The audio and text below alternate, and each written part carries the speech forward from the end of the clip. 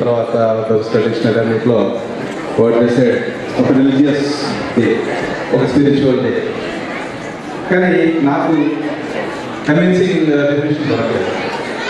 పండగ అంటే ఏం చెప్తున్నారు కానీ పండగలో ఏం చేస్తామని చెప్తున్నాం కానీ పండగల్లో పండగ అంటే ఏంటో చెప్పండి. సో నాకు తోచిన డెఫినేషన్ నేను ఇస్తాను.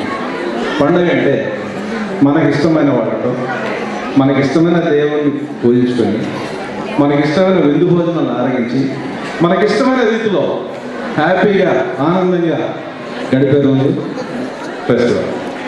ఇలా ఒక ఫెస్టివల్లే ఇంత బాగుంటే, ఒక ఫెస్టివల్లే మనం ఇంత ఆనందంగా ఉంటే, why not all the festivals, all the Telugu festivals we celebrate locally, state wise and nation wise.